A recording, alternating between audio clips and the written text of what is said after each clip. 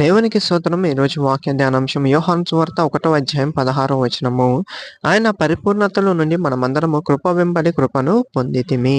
యేసుక్రీస్తు ప్రభు యొక్క సంపూర్ణమైన పరిపూర్ణతలో నుండి మనమందరం కూడా కృప వెంబడి కృపను పొందితిమి. చూడండి, కృప అంటే దేవాది దేవుడు తన కృప ద్వారా మనకి రెండవ అవకాశాన్ని ఇచ్చి బ్రతికిస్తున్నాడు. పునర్జన్మనిస్తున్నాడు. ఆత్మ సంబంధమైనటువంటి జన్మని దేవాది దేవుడు కృప ద్వారా మనకి దయచేశాడు. ఈ కృప ద్వారానే మనము ఉచితంగా రక్షింపబడ్డాము. ఎంత ప్రాముఖ్యమైనది కృప అంటే, విశ్వాసము చేతనే కృప ద్వారానే మీరు రక్షింపబడితిరి అని వ్రాయబడి ఉన్నది. కృప ఎంత గొప్ప కార్యం మన ఎడల జరిగించింది అంటే, చూడండి, పాపివైన మనుష్యుణ్ణి పరిశుద్ధపరిచి పరలోకానికి చేర్చేటటువంటి అవకాశం ఇచ్చింది కృప. మారు మనసు పొందడానికి మనిషికి అవకాశం ఇచ్చింది కృప.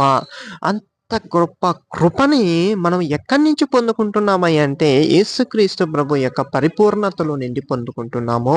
కాబట్టి మనము ఈ కృపని ఉపయోగించుకొని మన పాత రోత జీవితాన్ని వదిలేసి, ప్రాచీన స్వభావాన్ని వదిలేసి, మారు మనస్సు కలిగి నూతన క్రీస్తు స్వభావముని మనము ధరించుకోవాలి. నూతనమైనటువంటి స్వభావము, దాన్నే క్రీస్తు యొక్క స్వభావమును ధరించుకొని దేవాతి దేవునికి ఇష్టడుగా జీవించులాగున పరిశుద్ధాత్మ దేవుడు మనలను నడిపించును గాక. ఆమేన్.